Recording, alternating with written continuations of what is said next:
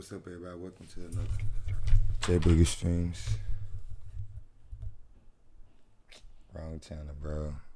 Reaction video. Mo3 is considered one of the most successful and talented artists in Dallas and maybe Texas history, and also one of the most controversial. Make a status about me. He been making 1,000 statuses about Mo3 came up from the streets of North Dallas to become a Texas legend in rap. His raw lyrics and undeniable talent captivated audiences. But in the shadows of all the fame, conflict was always present. Mo3 was from Dallas, but it was in Fort Worth, a city with its own culture and musical face, that tensions would escalate dramatically. Damn. In a loosely connected web to beef with the face of Fort Worth, Go Yayo, the conflict took a crazy turn, and as those lyrics that Mo3 articulates became a real-world prophecy. Confrontation had turned tragic in a Fort Worth nightclub, sending shockwaves of sadness through the city, ultimately causing an entire city to turn on one artist. And while in his death, he is one of the most beloved, while he was here, it certainly didn't feel that way. This is why Fort Worth hated Mo3.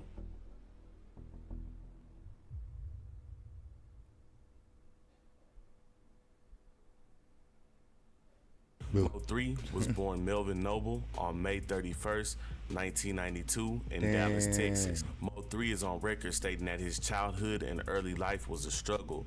We were bunched up in a 2-bedroom, like all my partners, like. Being raised by a single mother, Mo3 and his family would face severe financial difficulty. All the challenges Mo3 faced ultimately is what turned him into a star, because that pain and struggle ultimately is what made his music unique.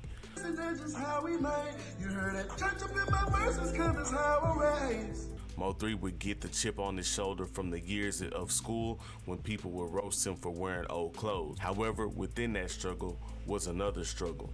Mo3 would start to get into legal trouble. I stayed for like, I want to say like 4 to 5 months, come back home on a monitor, on probation. Catch the same charge again. Now I'm going to placement, in Texas. So much trouble that he felt remorse for his mother for all that he had done. Living with my auntie. Of course. She had to move in with my auntie. After one of Mo3's last bids, the decision to start to rap had been made, and Mo3 was officially on his way to become a Texas legend. Mo3's rap career is unique because, see, he's probably one of the last artists to get a street buzz without the internet. I didn't know nothing about iTunes. I ain't know nothing. This was done by selling CDs hand to hand in the streets of Dallas. So you feel like you sold over 10,000 just in that section? Mo3 had several creative ways to sell CDs, and as he got bigger, he and DJ D-Real formed what to me is the most effective non-major label independent distribution strategy of all time. He put me in certain places where I couldn't get at the time. Like. With D-Real tapes in almost every CD shop in the region, combined with Mo3's undeniable talent, Mo3 quickly rose to the top in the DFW and surrounding areas. Mo3 independently sold enough music to buy a $80,000 car. This day?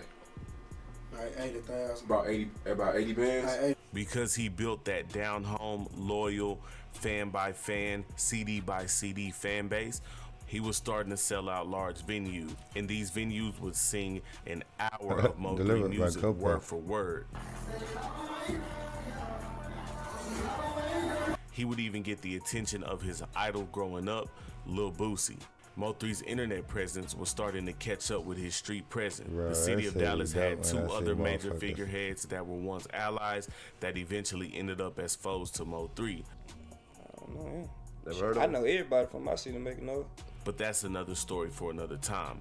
The main villain or hero, depending on your perspective in this story, is the face of Fort Worth music at the time, Go Yayo. So you should have never said nothing about no Fort Worth murder, all that. Stop lying, bro. Now, it's worth pointing out that like most beefs in the DFW history, It comes between two people who were once cool with each other at one point, and at the very least collaborators, as Mo3 had appeared on a song with Go Yayo in the past, and the two would frequently be seen together and booked to be performing together. Now, there are several different stories on how the beef originally took place, with one story being that Go Yayo had actually requested Mo3 set get cut off.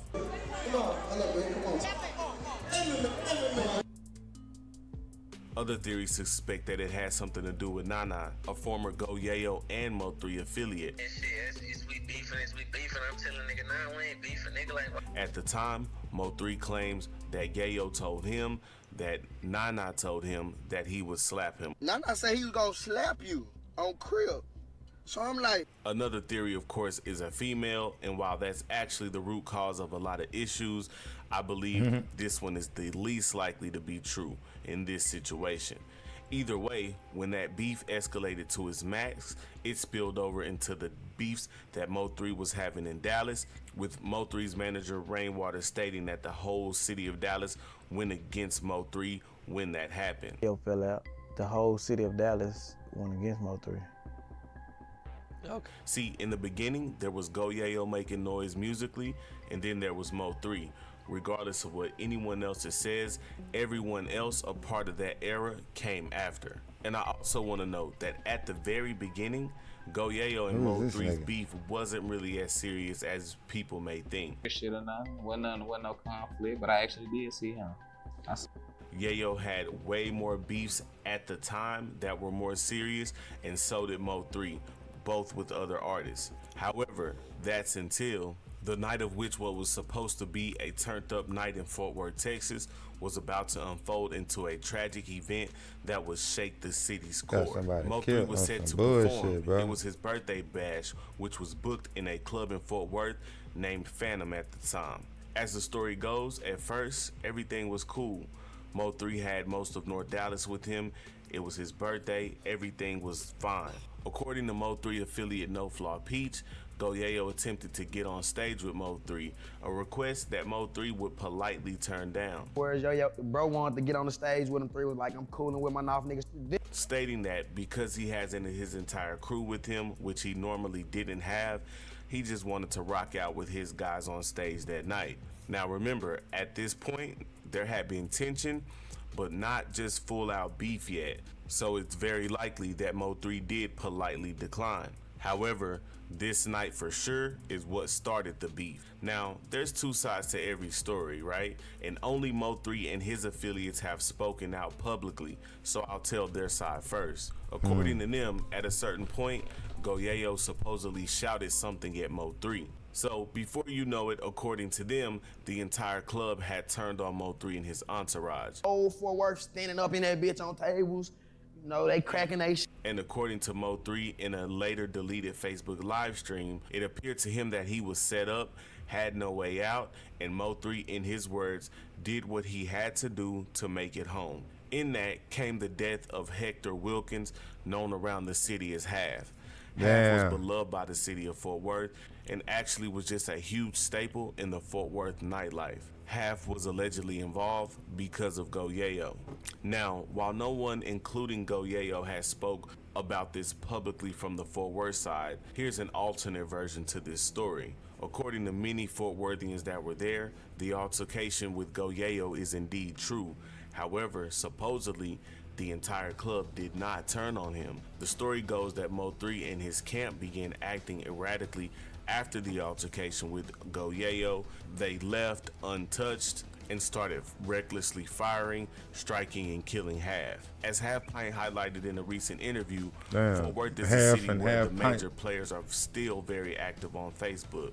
And the next morning on Facebook, drama unfolded even more. Mo3 and Yayo traded jabs at each other, with Mo3 seeming to claim the shooting, saying to Yayo, "We really clear shit. We came to your city and turned it to a war zone," in which he would later walk back in an RIP post to Have, claiming that he had to defend himself and also claiming he knew nothing of a shooting. Either way, when a Dallas native comes in and takes out a beloved, deeply ingrained member of Fort Worth out and seemingly boasts about it the next day, Mo3 at that time was not a favorite in Fort Worth. Not only Mo3, Go Yayo received a lot of backlash as well, and the Mo3 and Yayo beef had now went to the next level. Oh, fuck Yayo, that nigga such, all that weird gay ass shit, I don't give a fuck. It's worth noting, Mo3 was picked up on that, but later, after having to go broke to pay $90,000 for defense, he ultimately had that case dropped. Man, I spent like 90 bands, man. All in all, yeah. The city of Fort Worth was livid about that night. Man, why you say he went broke, users though? sharing their thoughts. Mo3 went on to rap about catching that body in several songs and even in later live streams. The family of Half, I'm sure, still to this day has a void that it has to carry. I mean, how would it feel to you if someone you love was taken off of Earth and by a high-profile artist whose music plays everywhere and is bragging in his music about committing that? The shooting impacted the entire DFW rap scene because at that point, sides had to be picked, and allegedly, Mo3 was upset that people picked Yayo.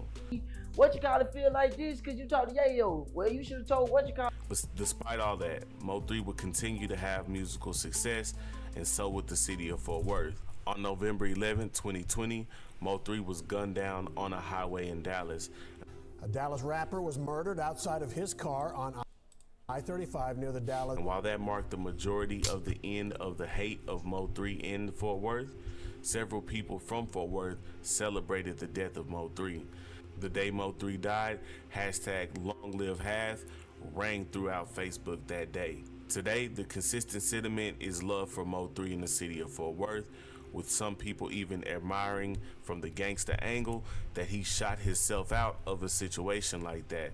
Man, that little nigga went out how a G nigga supposed to go out. However, most people now recognize that Mo3, hate him or love him, was one of the most talented Dallas-Fort Worth artists of all time, and wish the outcome was different. Do it again. Already, man. We here, man. Shout out to y'all. Man, bro, that shit fucked up, bro. I'm gonna get at y'all in the next.